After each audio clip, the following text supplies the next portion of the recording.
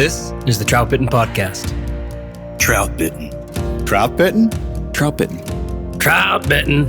Troutbitten. Yeah, Troutbitten. Troutbitten. It's about trout. Wild trout. This is Troutbitten.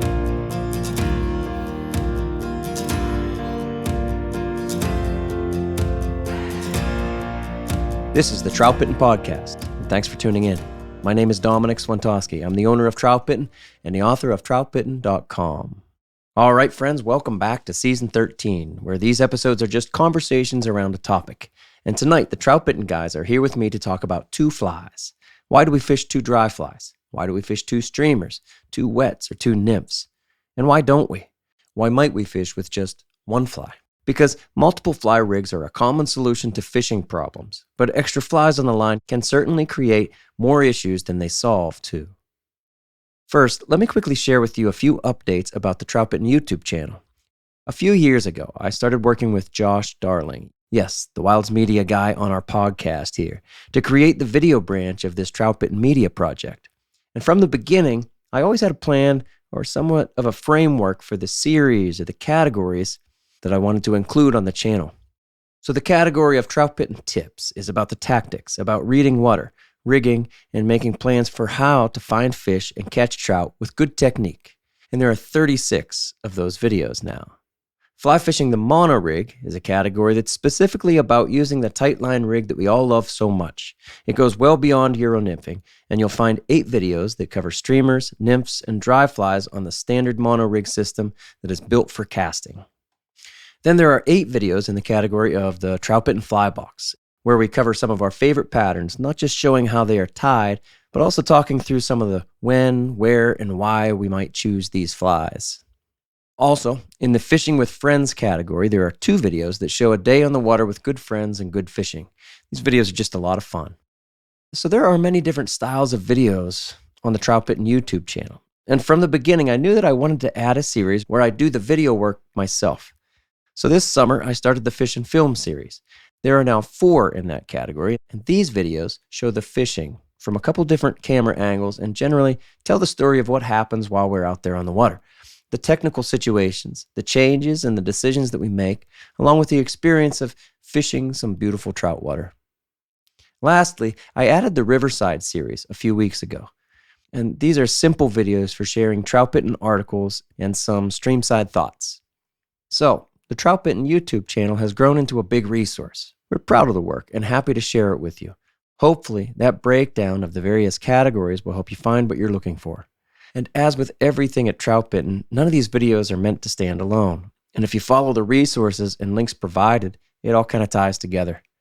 So I have just one request before we move on. If you enjoy the Troutbitten videos, the best way to support this effort is also the easiest. Please like the videos, leave a comment, and subscribe to the channel.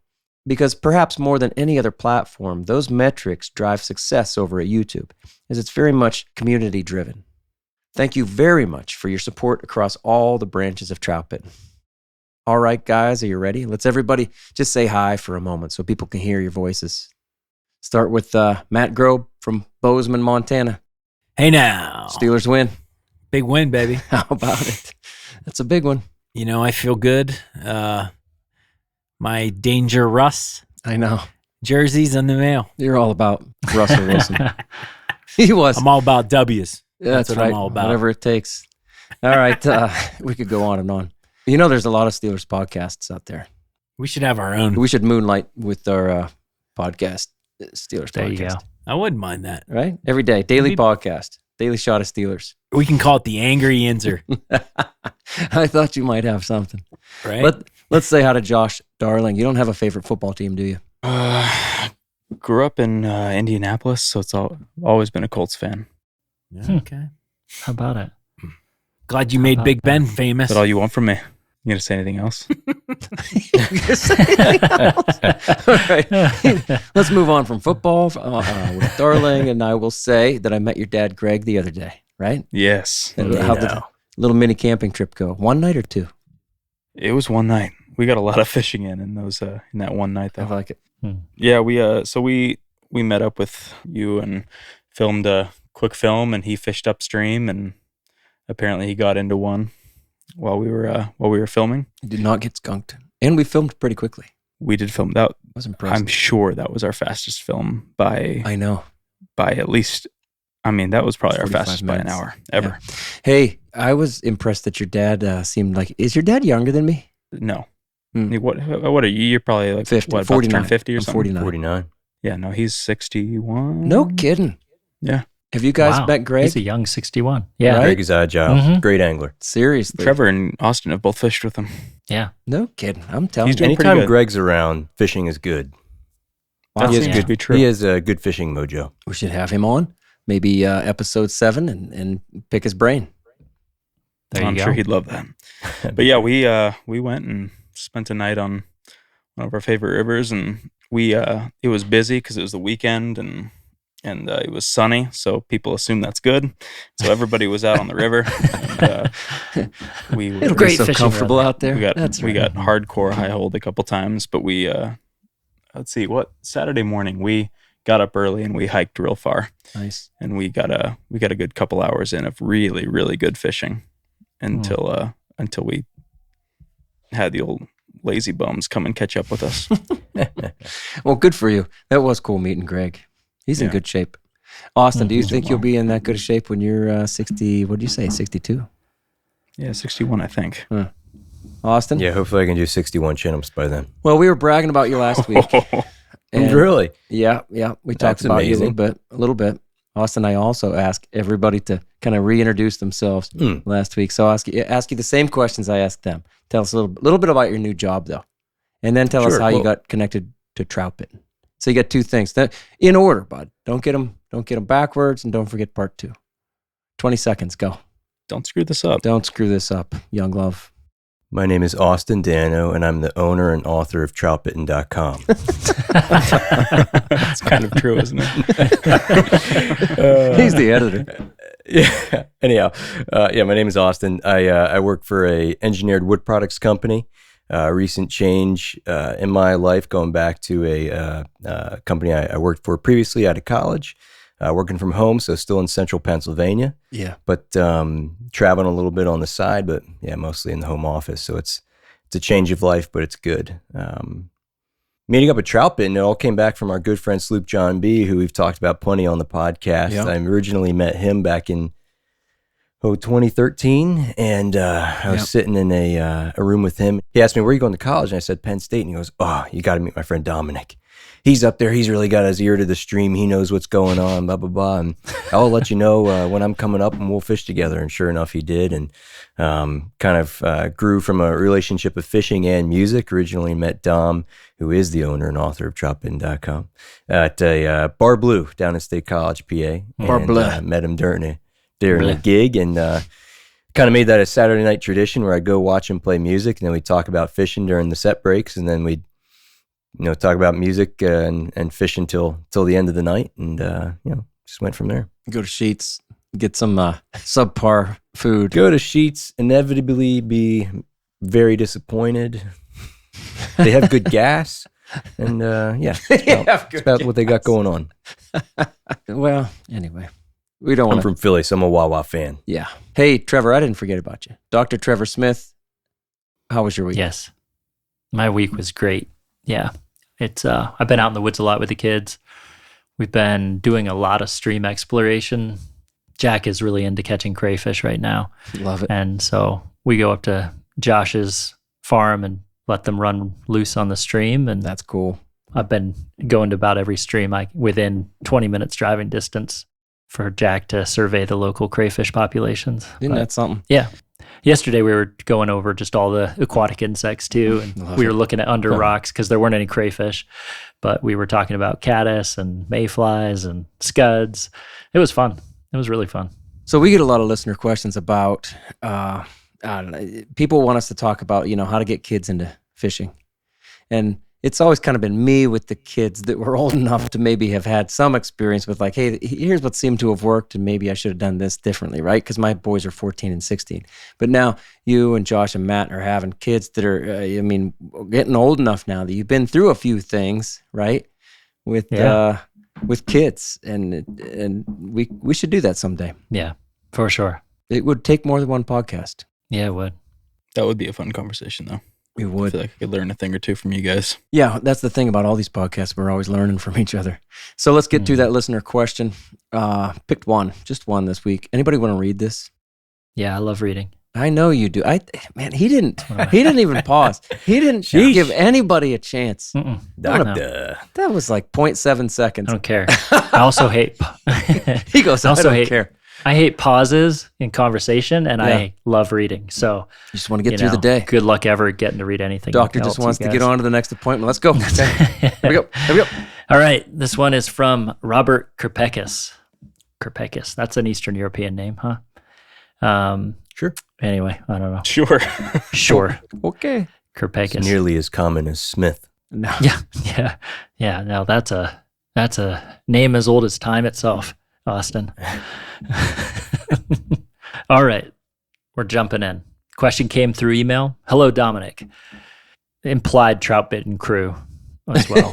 Dominique. He also spelled my Listen, name wrong. if you guys are gonna, yeah, exactly. Come on, Rob. Come on. I'm just finishing up the latest Next season of your grievance. podcast about dry fly fishing, and it's been very helpful. I've listened to almost every episode a second time. Well done. I'm sure I'm not the only angler to benefit from what you and Matt put together. On the last podcast, you and Matt were talking about how you might cover a creek and move on from rising trout. On both listens, I kept asking myself the same question, so I decided to submit it to you and your group. Why leave a rising fish? Even if it's just one trout, if it's still rising, isn't it commonly said to never leave fish to find fish? My thought is that I know there's a hungry trout there. I'm going to try to catch it. Thanks for this series and all the other ones. I'll keep listening. Tight lines, Rob. Yeah. So defend yourselves, gentlemen. You guys, sincerely, I'd like to hear your thoughts on that, guys. Well, can you rehash for us the context in which you said you might leave a fish rising? Matt, you got it? You're going to have to unmute it, dumbass. Wonder Boy. This is just Yeah. Okay. from my memory, right? Mhm. Because we had 7 episodes, but I believe on the last one we talked about leaving a rising fish Yeah. in hopes that we're going to find more rising fish. And so like I that. would tell Rob, in that situation, if I'm on a creek and it's the right time of year and I only see one rising fish, I'm definitely confident that by moving upriver, I will find more than one rising fish. So it's not that I'm leaving fish.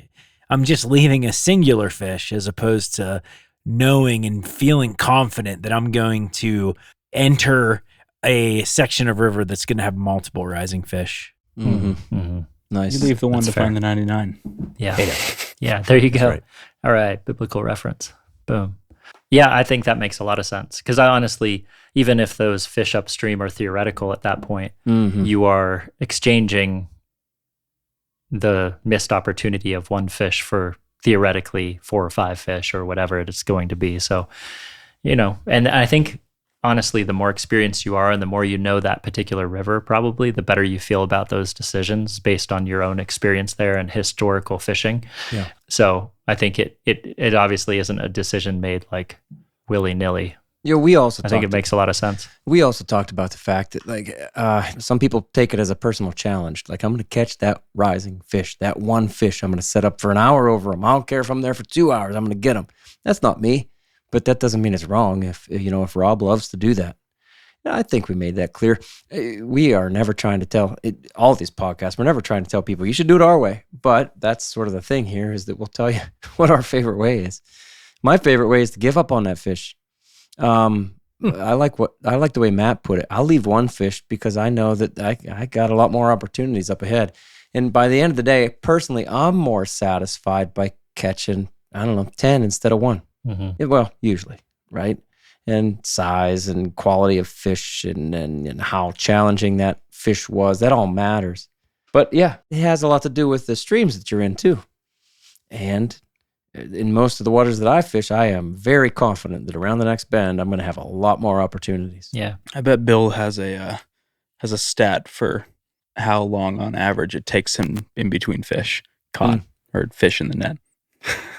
That'd be a fascinating Yeah. statistic. Yeah. In a spreadsheet. Is to know like how long it actually takes. Like, what's the average time between fish? If it's 11 minutes, then you can know if it takes me more than 11 minutes to catch this fish, then I'm moving on. That's analytics. It is. That's right. It's like advanced Yep. analytics. Money Fishing, trout. right? Fishing advanced analytics. Trout. Well, in the first season of this Troutbitten podcast, we went over how many fish do you catch, whatever the title was. Right? Anybody remember that exact title? I think that's what it was called. Wow. How many trout do you catch? Yeah. And anyway, Yeah. and we were just trying to seriously put some kind of number on maybe what the expectations could be, should be. I don't know about should, but could be. And seriously, to provide a real reference, not about what's totally possible, but again, just from our perspective in these waters, because there's a lot of bullshit out there. It's the Troutbitten number scale, right? Where it's Okay. like 0 to 1 is slow fishing, 2 to 3, whatever, average fishing, 4 to 5, Yeah. good fit. That's kind of how we tiered it. And if you go Right. eight plus per hour, Legacy Group had the so scale. instead of getting how We many did per numbers, hour. it was Yeah. just like, Yeah. hey, how was the fishing? And when Right. anyone would say excellent, you knew Right. you were banging Oof. 9 fish an hour out. Yeah. More than And Yeah. depending on, imagine if you're out there for 14 hours, right? I mean, you that caught stuff- some fish. that stuff adds up, right? But, It does. average fishing, whatever, 3-4 fish, an hour. So that's what our reasonable discussions were like instead of, false chatter. I know. We've always been like this. Like we're really not trying to impress each other. We just want to share information. And I'll tell you what, another common question that I get a lot is like, oh man, how do you find such good fishing friends? Well, you got to get lucky first of all, but then you got to fish a long time. And then I think if you, and I'm talking to the listeners, if you don't make things competitive, then you'll find the right people. And for us, sincerely, we're not competitive. We bust each other's balls all the time, but like, I'm sincerely happy that Austin finally catches like 3 trout in a day. I'm like, good job. We're a big Austin. one too. Occasionally a 17-inch brown. I'm really happy. So am I, buddy. Good for you. It's been a struggle. I know. great. It can be a real struggle. For you. Anyway. I love that point though. Like, Yeah. be the kind of person you want to fish with. So, which I feel like we said Yeah. even a couple of different. Maybe I feel like Josh said that for some reason, but He's the just wise be the one, kind of person, right? Yeah, be Young the kind but of person wise. you want to. right? Oh yeah, old young. Anyway, thanks, Rob. Appreciate the question. For me, excellent polarized lenses are a critical piece of gear every day that I'm on the water. Tajima Direct has changed what I see in the river. Tajima Direct offers top-tier lens replacement services with the best polarized lens technology on the market. They offer both prescription and non-prescription lenses, so you can upgrade the lenses in your favorite frames with purpose-built lens tints that are specifically developed for fly fishing. Tajima's patented technology cuts glare and enhances clarity like no other lens that I've worn. I especially love their low-light specific yellow-green 40 polarized lens, which is perfect for early mornings, late evenings, and the cloudy days that we all enjoy so much. Tajima Direct offers excellent service and the best lenses on the market, along with much better pricing than your local eye doctor can offer. Clear vision and more detail with less strain so you can see more fish. That's what Tajima Direct delivers. Visit tajima-direct.com. That's TAJIMA-direct.com. Upgrade your lenses and see what you've been missing. For over a decade, Smith Creek has designed and built outstanding gear for the serious angler. Smith Creek's Rod Rack is the perfect solution to store up to 7 pre-rigged fly rods safely inside your vehicle. Each kit comes with 2 heavy-duty suction cups and 3 mounting methods. If your vehicle has bolt holes in the rear headliner, Smith Creek now offers free M6 eye bolts with your proof of purchase. The Smith Creek Rod Rack has been my choice for rod storage for the last 5 years because I prefer to keep my rods in the vehicle, rigged up and ready to go, without the need for a rod vault on the top of the vehicle. All Smith Creek gear is backed by outstanding customer service, no matter where or when you bought it. To stay up to date on their latest specials, follow them on Instagram at Smith Creek NZ. Quality you can depend on from a brand you can trust. Smith Creek.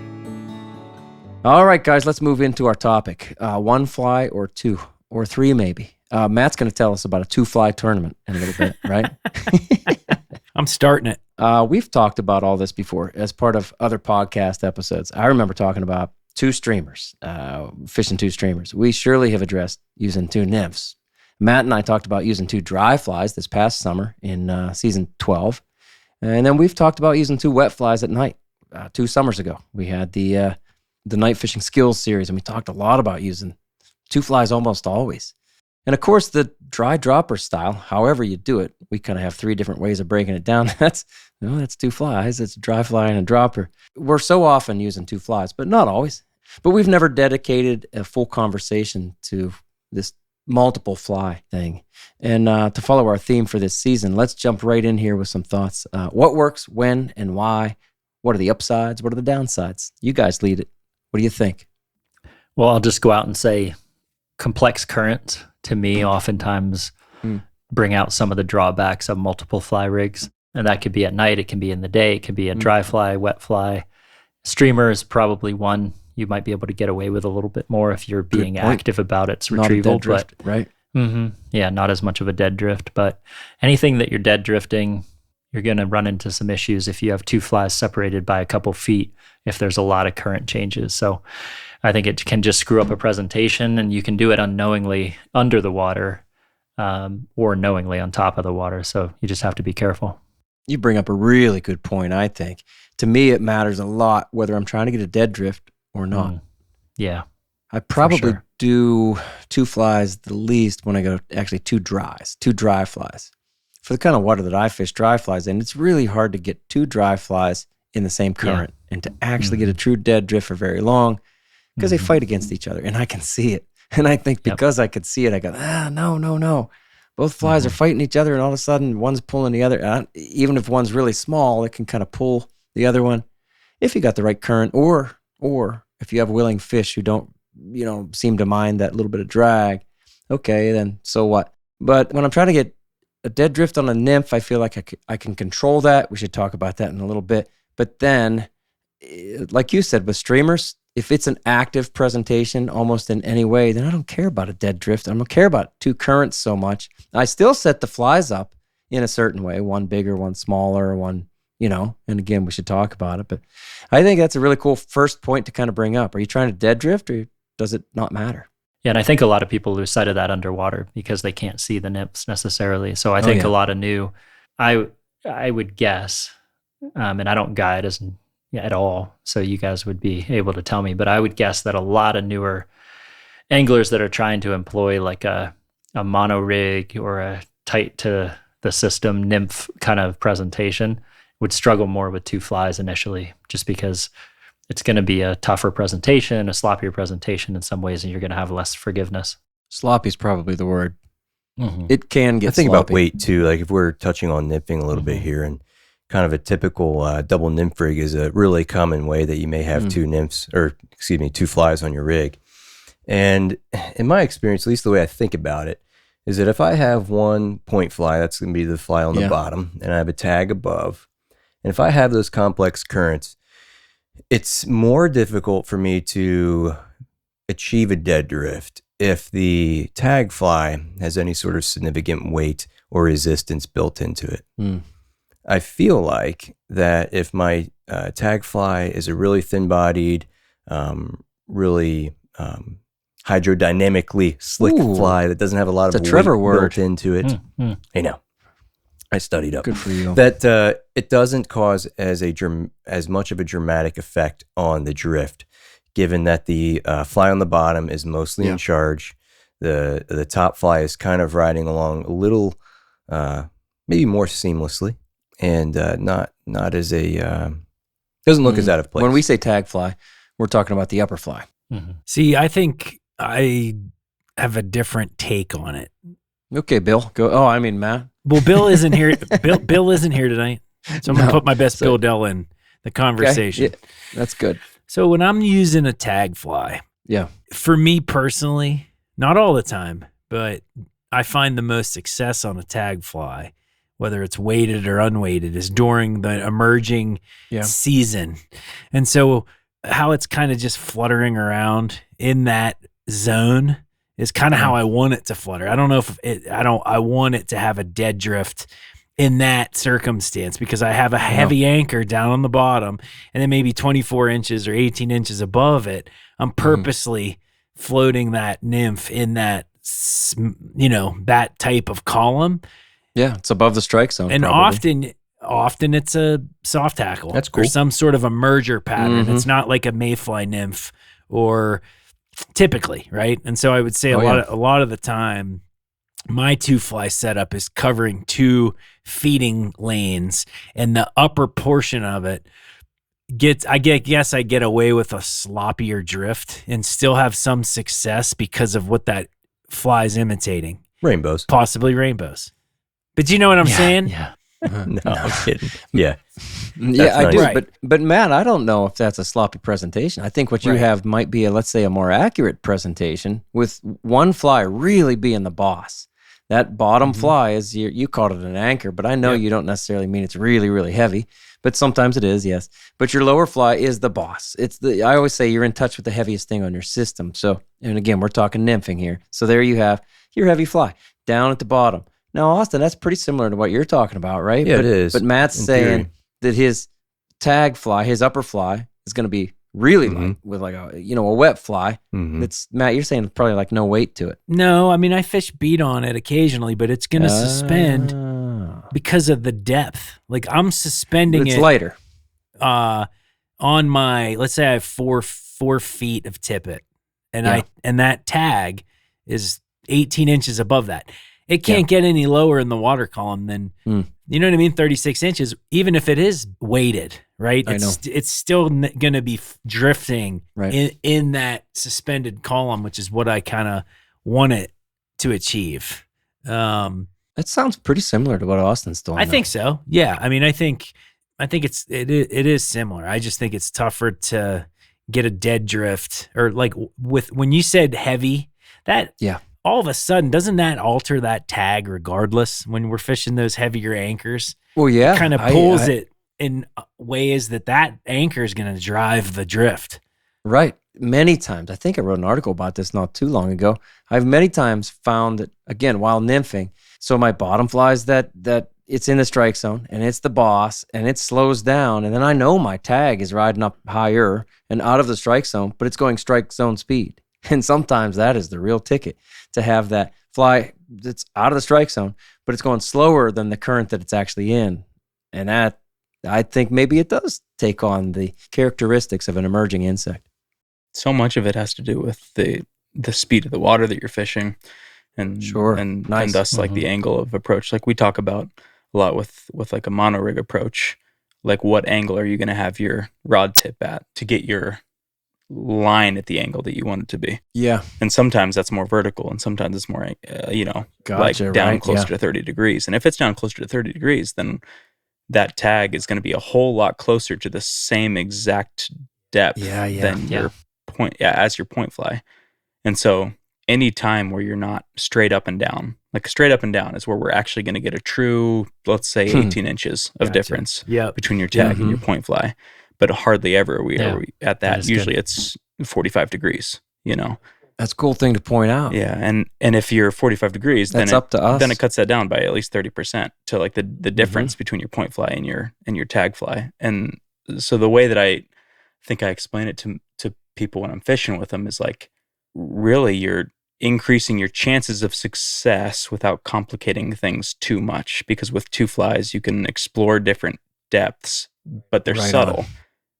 And try contrasting fly types without actually having to spend time on 2 different rigs. I agree with that 100%. And I think where people can get themselves in trouble, though, is if the 2 flies are getting separated more by different currents in a horizontal fashion rather than a vertical fashion. So I think, if you, and this really goes back also to the golden ratio and like how far away from your rod tip you want to fish. If you're trying to fish 30 feet away, 35 feet away, whatever, if you're really pushing it, you have your anchor Yeah. fly the furthest thing away from you, your tag fly 36 inches up, whatever, 26, whatever it is, if it's lying in a different current horizontally, Yeah, different you seam. start Yep. to get a really difficult scenario to stay in touch with your rig. And I think it can lead to a lot of missed strikes and even missed strike detection. So I would say that specifically for dead drifts, I think that staying within a vertical column, even if the currents are different among that vertical column, is just essential, you know? I love that. Another good reason to fish close. Yeah. Always. Further you try to Right. fish away from That's yourself, the more difficult that is to obtain. I was fishing last night, and I was fishing this run that has a really kind of extreme drop off, and some of the best water's on the far side, and you can only wade in so deep. And I was fishing a 2-fly nymphing rig, and I was trying to cast over and dead drift or tight line that far bank side, and it just wasn't possible. Yeah. And eventually those flies start to swing. You see them when you go to set the hook, and the flies come out immediately when you think they're deep. Well, that's a key sign that those flies are actually Oops. kind of got that opposite Yeah. orientation than what you want, like Trevor was saying. Mhm. So, go to the bobber, go to an Indy, whatever it might be, but, set those flies in a position with some sort of, assistance when you can't do it by your rod tip. For sure. Trevor, I liked a lot what you were saying there about how you rig things up. Even if I'm not trying to get a dead drift, even with streamers, I'm always thinking of a primary and a secondary fly. Mhm. And I said how in nymphing, that point fly for me is the boss. Well, even if I'm fishing 2 dry flies, for example, then usually it's the first fly that for me is the boss. And the second fly, I'm going to try to make more or less materially resistant. Like it's not going to grab as many currents. And if I'm nymphing, then my tag fly, really my closest fly to me, is much smaller, and it's not going to grab currents as much. A perdigon or just a simple pheasant tail without, hackle and stuff on it is for me. Yeah, that's what I'm saying. Is for me something that's not going to grab a bunch of currents. I'm not going to put a good rubber point. legs up on the tag. Like I don't. Yeah. I just don't. Yeah. I don't put a rubber legs or something with a bunch of chenille or a woolly bugger unless I'm doing, different technique and I'm actually trying to do something unusual. Sure. And even for streamers, then I'll go to that.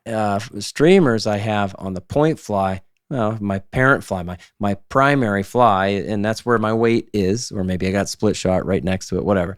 And then the upper fly, I often run what we call a tracer streamer, and that's small. That's like a Shanks white minnow or something I call a little river rat. And I mean like an inch and a half. That's fair. Little white thing that they eat a lot, but I can see it. Point is that it doesn't grab a whole lot of currents. It doesn't pull me off track. There is a boss or a primary fly, and then there is the guy that's along for the ride, and that's the secondary fly. Regardless if I'm trying to get dead drifts or not, I want to know what I'm doing. And so I hardly ever run like a pair of 12s underneath. Again, I'm never going to invert that. I can't think of the last time I inverted those 2 flies. Well, to have it opposite of what I just said. Yeah.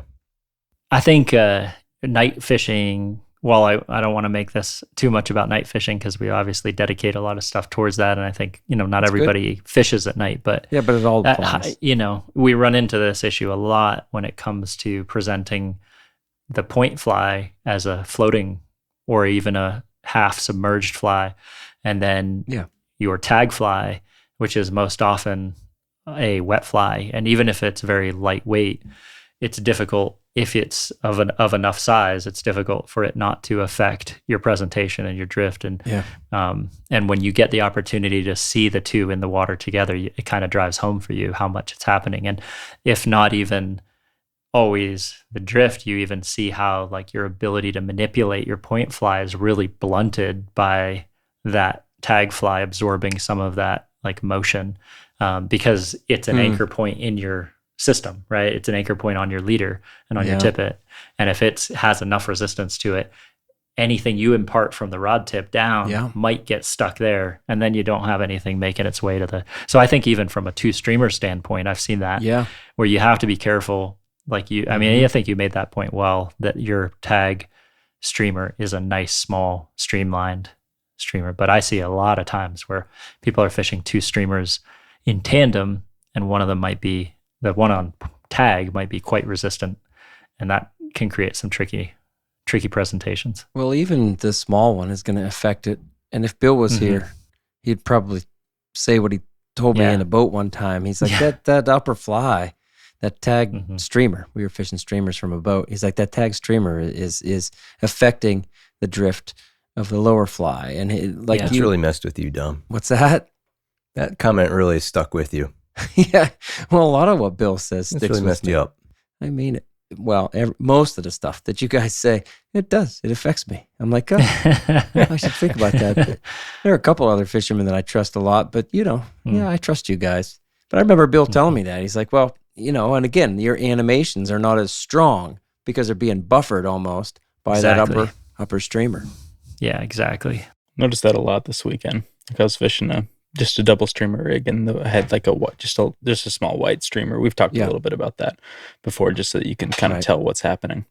And I noticed that at moments I could see the top streamer far better than I could see the lower streamer. It was reacting way more to like the twitches and the head flips and all that stuff than that. Totally. It's closer to you. How many hooks were you fishing? Hooks. 2. Total hooks. So it wasn't an articulated streamer. No, 2 hooks. Yeah, 2 small What's your streamers. point, Matt? Just checking. You getting pissed about something? It's a snagging rig. Well, you guys, we can only fish 2 out Matt here. fishes It's treble illegal to hooks. fish 3. Montana, you can only have 2 hooks? Yeah. So if you have an No kidding. articulated streamer and a sighter streamer, it's illegal. Huh. I bet Josh would do it anyway. Yeah. I sure would. You got to see how many deer. I won't say that. I'm just kidding. You knuckle dragger. Yeah. I didn't know that, Matt. Seriously. Yeah. I didn't know that either. Yeah, you gotta, it's illegal. Well, all you have to do is cut the. I've been tying specific. So you just tie like a rabbit strip without a hook, Yeah. on the back. When you're and articulated. yeah. And Essentially so, articulated without a hook. Yeah. but it tie also all prevents mine, where I was going with that is it prevents the 2 fly, even thought process when you have an articulated streamer. Mm-hmm. You're like, It's that's what I solo. got. That's all you get. Whether it's after a fishing trip or at a backyard fire, you can bet the Troutbitten crew has a case of New Trail Broken Heels along with us. It's honestly our favorite beer. This hazy IPA is smooth and full-bodied. Hand-selected Citra hops lead to notes of bright clementine and juicy ruby red grapefruit. Broken Heels is a keeper. New Trail beer is proudly brewed in Williamsport, Pennsylvania, and delivered cold to your favorite craft beer retailer every week. At New Trail, it's not about being the best angler. It's about getting out there. So enjoy nature's moments and reward yourself for a day well fished with New Trail Broken Heels. It's Troutbitten's favorite beer. The landscape is changing for trout anglers. No doubt you've already noticed another truck at your favorite access point and seen more anglers on the water. For those looking for new challenges and fishing opportunities, Trout Routes has the data to help you avoid the crowds and explore new public water. Trout Routes has mapped more than 50,000 trout streams across the country with curated, detailed maps of public land and access points. Trout Routes has developed integrated and interactive data, putting the tools in your hands to research new water and help you navigate in the wild to know exactly where you stand in the current. It's still up to you to find those deep pools and undercuts, but Trout Routes helps you get on the water, connecting you with resources like fly shops and stream gauges for trout water across the country. Download Trout Routes in the App Store today. Then use the code Troutbitten for 20% off your membership at maps.troutroutes.com. I don't know if I'd want to fish a 2-fly rig with a articulated streamer. I do that a lot, but I'm knuckle dragging with 3 hooks. Yeah. I guess I have, but I think to the point what Josh was making, it's like if your fly is resistant enough to the current, it will drag down any presentation you're trying to achieve below it. Yeah. So that's when you're saying like your Shanks white minnow or the river rat, like the river rat's pretty slim. Right. Especially if you tie it on that size 12 hook, that scud hook that you like it on. I mean, that thing doesn't weigh a whole lot. Right. Doesn't have a whole lot of water weight even. Right. It's got a bead on it. But for me, that fly has been pretty agile, and it doesn't seem to drag down the presentation of the bottom streamer. But if I go much bigger than that, I do feel like I'm trying to add presentation or effort past the cider streamer. Right. And then it gets to be a little bit of a guessing game as to what's really happening. That's a great way to put it. I love the word agile too. And I will point out, we keep talking about tags, and that's the way I do it, is I want to be in touch, literally in touch with that bottom streamer or bottom nymph. And so I run the upper fly on a tag, which I'm just going to round it off and say is 4 inches. But if I go in line, then it's really going to be like what Josh is talking about. I am in touch with that upper fly, and I'm moving that upper fly, and sometimes that bottom fly moves too. But that's why the tag system is so much better than like trailing it off of your tracer streamer or nymph. Really is all about like energy transfer. Physics. Trevor and I talk about this all the time in Trevor's archery. eyes just lit up. But like it really is all about energy transfer. Like if you have E equals MV. if you've got a tag that can absorb more energy, when you twitch that thing, it will absorb the energy, and far less of it will make it down that line, that extra 22 inches or whatever you've got to your point streamer. Like it just it's physics. It really is just physics. Yeah. And so if you keep that as small as you can to where it really can't absorb the energy of that twitch, then it makes it down to that streamer. Yeah. I feel like you could translate the same properties or ideas, philosophies, over to the nymphing game. Again, like upper fly ought to be really streamlined in my way of thinking. Yeah, I think the only times that could be an exception is if your point fly is like super heavy. Because in the setting of a dead drift, like if you really overweight your system, like Bill Bell style overweight your system, I think that you really do, like the more disparity between the two flies in the direction of the point fly, you're going to minimize obviously the impact of that tag fly to disrupt the drift in any way. So you could have, you could certainly get away with it. And I think I would say the other, I don't know if this is true, so you guys critique this, but the other direction I would say is if you fished two flies that were very, very, very, very similar, you could potentially have a situation where they're both kind of riding almost identically. I know. And I've played around with this a little bit in the springtime, like during emerging insect kind of like heyday. Yeah. And specifically with flies like a Holy Grail and with things that have like a soft tackle built into them. So they have a lot of resistance in the water. And at times I've felt like, like I catch more fish on the Holy Grail or on an emerger pattern, like an emerger nymph pattern, if I'm fishing two of them together, so that they both are kind of doing a similar thing. And I care less about their erratic movement because maybe there's, I'm simulating a more erratic. Maybe it's a good movement. Property. Maybe mistakes are exactly. good. Yeah. Right. So limiting the motion or the movement actually kind of plays against what I'm trying to do. But I don't know. I've had that in my mind a lot over the past few years, and I don't know that I've necessarily concluded any one thing. It's just that I think you can overweight your system and you can minimize your tag fly's impact, and I think you could also try to go the other direction. But I don't know. Do you guys think that two flies can ever spook trout? Yeah, good question.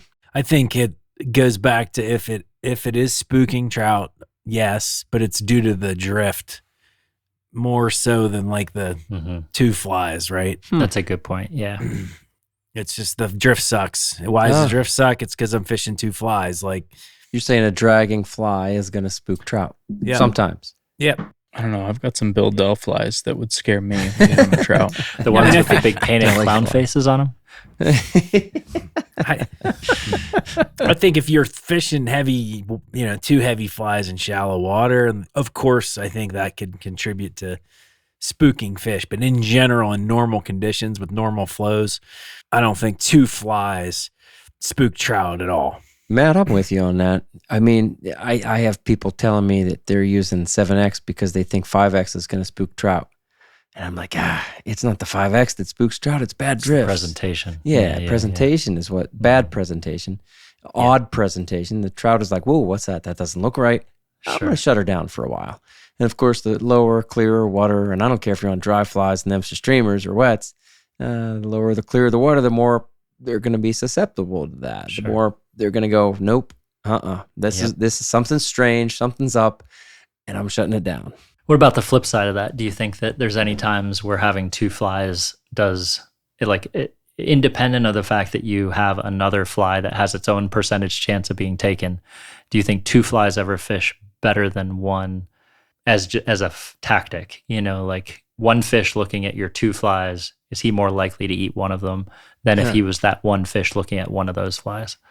Man, I don't know. That's tough. I think I see it in the way of, often I think people buy store-bought flies that are not heavy enough, and two flies gives that bottom fly enough weight to drop, so people think, with I gotta throw two flies. You know what I mean? But it's really just helping them get into that zone better. Yeah, I think point. There's maybe a few handful of situations. I think we're coming into the season of one where two flies, maybe an attractor fly brings in the attention, and then they gobble up that small midge or WD-40 or mayfly nymph. I think it's seasonal that can happen, and I do think that happens in winter. I call that a bait and switch, something that'll attract them. You guys know this. And then something, that's real natural, like you said, that WD-40 or a real small black Zebra beauty or something, and they go, oh, I'll eat that. But they can, I've been thinking of it like they cannot ignore, an orange egg. They see it. They can ignore it. They cannot eat it, but they see it. They can't not see it. Same within the summertime, I use a green weenie so often. They're going to see it. If I put it within 5 feet of them, 10 feet of them, they see it. They can choose not to eat it, but then they might be attracted to the area. Matt, you and I have talked about this so much. And just trailing behind. And there I'm talking about trailing behind instead of tagging up above or putting a fly up above.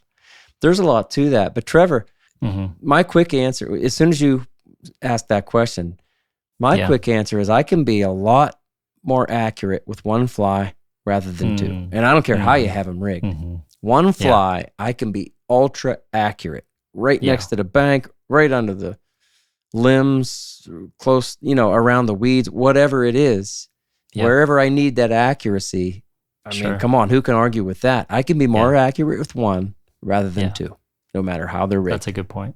Feels like it becomes more deliberate with one. Nice, right. In a way. I mean, when you have only one fly, every cast becomes extremely deliberate. Like you're not splitting the chances between the two flies. Every drift matters. And not that that's not the case when you have two, but I do think that you become, like, in a way, even outside of the accuracy of the fly, you become more in tune with, like, the subtleties of that drift when you have only one thing at the end of that. There's no splitting the focus at all. I get a little bit more stubborn too. I'm like, I got one fly. This is going to work. Rather than, imagine if you put 3 or 4 flies on. I don't think anybody here does 4. But imagine if the more flies you have on, the more you go, well, this might work, but I'll put this on too. This might work too. And then this might work. And with one, I'm like, I'm going to make it work. Whatever. It's like, you can't hope anymore. It's like, this is it. This is it. I want to add too, before we get too far, but the bait and switch, right? Yeah. So I have seen it, and we talked about it in the Dry Fly Skill Series. I'm a spoiled little brat that can fish a very large dry fly and suspend quite the heavy nymph off of that throughout most of the summer. And I've seen the bait and switch on dry dropper out here. Often they'll come up, nose the dry fly, come straight down and smack the half suspended nymph. So that's kind of the bait and switch 2 fly technique too that happens on the dry dropper at times. Matt, are you really just snagging them in the head or in the side? No, that's sloop. Don't pull me into that conversation. That's old Slooper. That's what he does. No, we're just kidding. Just Sloop too. Love you, Sloop. Love you, Sloop. You never snagged a fish. He listens too. He gives me shit about this. You never snagged any fish. I'll get a text next week. Why you busting my balls, man? I'm Sloop John B.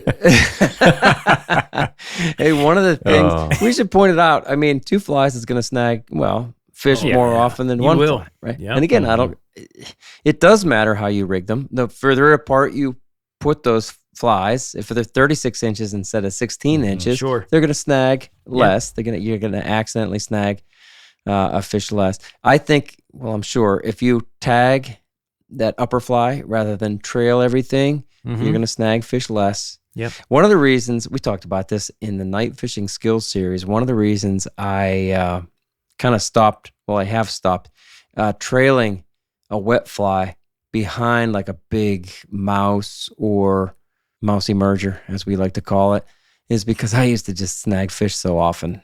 And I guess it's exciting. When you go, oh man, that fish is really fighting. But that's not cool. We don't want to snag fish. So if you find a rig that's snagging fish too much, you don't do it as much. Don't do it. Can I ask a question though? Because sometimes I find myself wandering on the stream. Is it when if the fish eats the bottom fly, we're saying you set the hook and snag it with the tag, but is it possibly just the fact that you're setting late on a poor drift? Yeah. On like the tag often too. It's like you know what I mean? It's just like I had a bad connection. It didn't have anything to do with the rig setup. It was more like the slack build up in my rig, and I set the hook late. I always think like, man, what's causing that? Is it more my tracking on the drift, or is it the fact that absolutely you foul hook fish with the tag, right? I get it, but I think there's a lot going on there. Yeah, I think you're exactly right. I think it can happen both ways. I think they can miss the tag or hit the tag but not get it, and then you snag them with the point on its way up and over. Right. And I think sometimes if they're on the tag and they come loose or something like that, you can then foul hook them in the process of landing it. That. We've all done that. Yeah. You can feel that happen sometimes. Oh, it's yeah. Like boom. It's a jerk. Like a little stutter. Yep. Yep. And sometimes the fish feels smaller, sometimes it feels bigger. Depends on how that second hook goes into it. But well, what you said is true, Matt, and that's why I won't do it so much at night anymore. But I'll run a trailer during the day quite a bit. And I'll say that I know I have a lot more control over my system, well, in the daylight rather than at dark. I suppose that just makes sense. Yeah. So if you guys, maybe it's a fair question to just ask for our listeners, when do you choose to run 1 versus 2 flies? I think it's probably rare that people are running 3. Maybe more common than we'd think, but Almost that traditional wet fly setup is the only time that I know that people run 3 flies very commonly.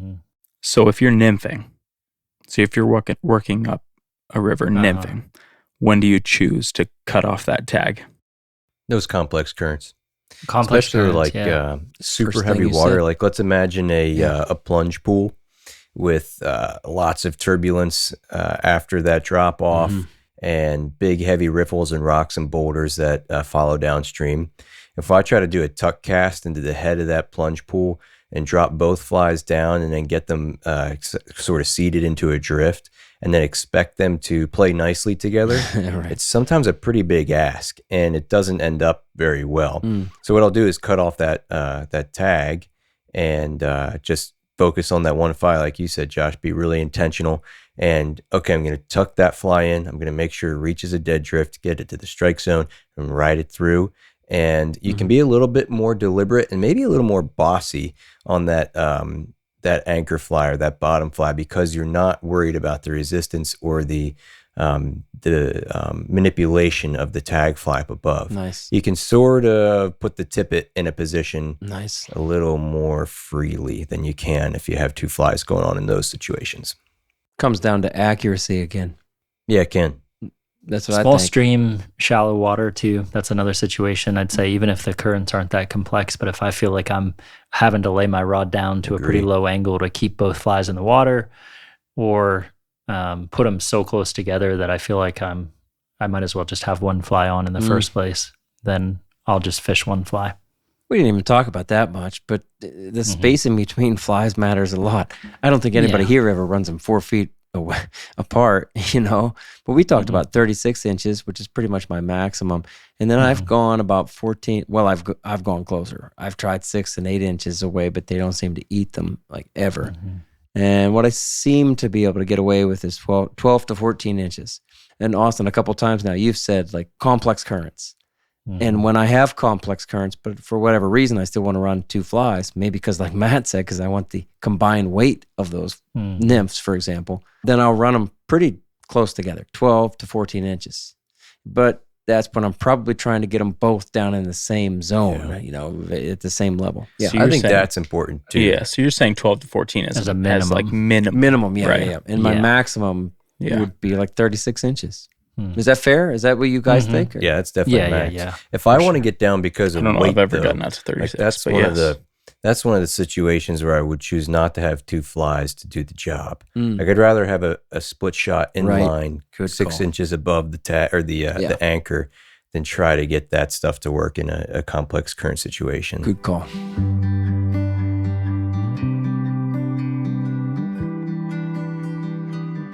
Since 2006, Yeti has been building products for anglers who fish hard and share an addiction for the woods and the water. Yeti changed the industry with their legendary coolers by featuring rugged but simple designs built to last for generations and stand up to whatever Mother Nature might bring. Yeti now takes that same functional and elegant design to everything in their lineup, from soft coolers to drinkware, bags, and more. The new Yeti Go Box gear cases have become my daily storage solution for a life on the water. Offered in 3 sizes, the Go Boxes are rugged and waterproof at home on a boat or in the back of a pickup. All Yeti Go Boxes offer smart storage solutions with removable cargo trays and dividers, and the Pack Attic is a set of zippered pockets conveniently housed in the interior lid of the 30 and 60 sizes. Lockable, light, and nearly indestructible. I use the 15 size Go Box for camera gear and the 30 size for organizing my reels, fly boxes, leaders, tippet, and everything else that keeps me fishing. The Yeti Loadout Go Boxes are the perfect angler's companion. That might be about it. And anything else, guys? Yeah, two other things real quick, but one fly is obviously more simple in the system, less tangles, less BS you got to deal with when you're less probability you're going to hang up on something, right? Mm-hmm. Less probability of a lot of stuff. You're only messing with one thing. Right. There's that, and then I would also say that that's a con with 2 flies, but one of the pros using 2 flies, depending on where you're at, if you're on your home waters or maybe you're on some new water, I like to have, when I'm in new water, I often just use two flies to see what's going on, right? Yeah. Like what's happening. I'm prospecting, and I always think that 2 flies is better than 1 when you're on a new stream and you're unfamiliar with maybe what's producing. I feel like that plan gets you to success quicker than just constantly changing a 1 fly setup. Good stuff, Matt. Love it. Yeah. All right. There it is. Let's get out of here. Trevor, you read last week, and I love the way you read. Thanks. Austin, can you do it? Be my pleasure. Austin Dando, will you read us out? So remember, the Troutbitten Project is a free resource for all anglers. The Troutbitten website hosts over 1,500 1,500? We up to 1,500 now? Yeah. Hey now. Okay, up to 1,500 articles, It's exponential. videos, and Seems like podcasts with endless stories, commentaries, tactics, tips, and more. Hey now. Find what you like through the top menu and through the search page. Navigate by way of the categories and tags too. Be sure to find the Troutbitten YouTube channel, now featuring the Troutbitten Tip Series, fly fishing with the mono rig, and the Troutbitten Fly Box, all in collaboration with Wild Media. Also check out the fish and film videos and the new Riverside series, all featured on Troutbitten YouTube.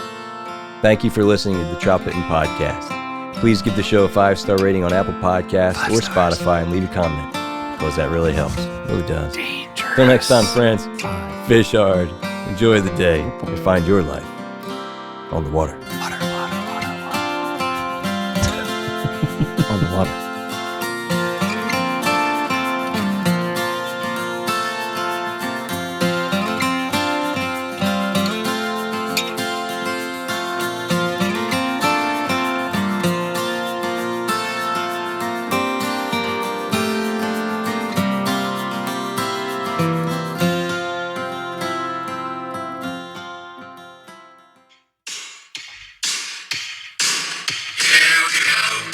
Yeah. Steelers. You gotta do one. Here we go. Here we go. Steelers. Here we go. Pittsburgh's going to the Super Bowl. Here we go. Tennessee. They really have a song for this? Yeah. Oh yeah. You're missing It's out. the best song you Okay. ever heard in your life. That's it. I've never heard it in my life. Oh, Josh is gone. Second biggest play in Pittsburgh sports history. Amazing. Gotta buy a shoestring. Yep.